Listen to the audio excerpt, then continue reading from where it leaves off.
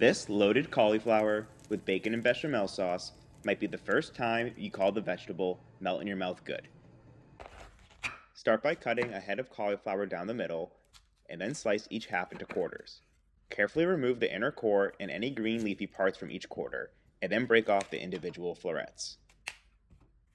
We want to make them a little larger than bite size, so depending on how big the floret is, cut it into 4 or 5 pieces. Cauliflower can be a little messy to deal with, so don't worry if some pieces are smaller than others. That will just make the dish more interesting. Next, in a cast iron pan or large skillet, drop in 4 slices of bacon. I like to cook bacon on low heat so you can render out as much fat as possible. So flip the bacon every few minutes until it's golden and crispy. Then take it out to drain on some paper towel.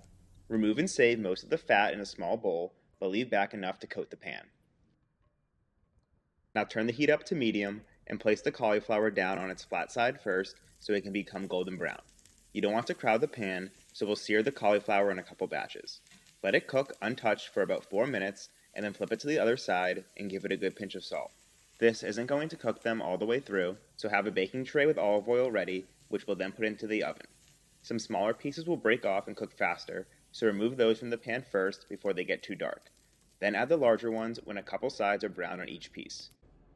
After the first round is done, add some of the bacon fat back to the pan and repeat the process with the rest of the cauliflower.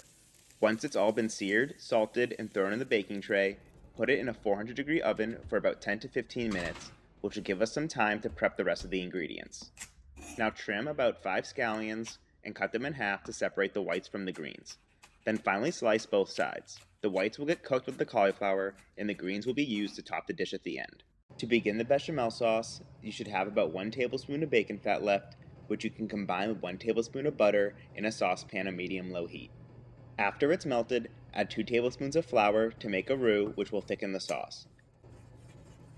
Cook that for a couple minutes, stirring often so it doesn't get too brown, but it needs to be cooked enough so the flour isn't raw. Once the roux has smoothed out and is lightly golden in color, begin adding the milk. We're going to add 2 cups of milk in total in 3 stages. It's important to warm the milk up in the microwave for about 45 seconds so it's not cold when you add it to the pan and causes clumping. After the first round has been whisked into the roux, add about another half cup of milk and keep whisking until it has thickened again. Then stir in the rest of the milk and let that gently cook on low heat. This is a good time to check on the cauliflower and add the white part of the scallions to cook for the last couple minutes back in the oven. Once the bechamel is thick enough to coat a rubber spatula or spoon, add a pinch of salt and pepper, and then about a 1/3 cup of grated Parmesan cheese. If the sauce is too thick, you can always add a splash more milk, and if it's too thin, you can add some more cheese. By now, the cauliflower should be tender all the way through, so take it out and break up the bacon before arranging the final dish. Add a half tablespoon of butter back to the skillet on low heat and sprinkle in enough breadcrumbs to coat the bottom of the pan and toast those for a couple minutes.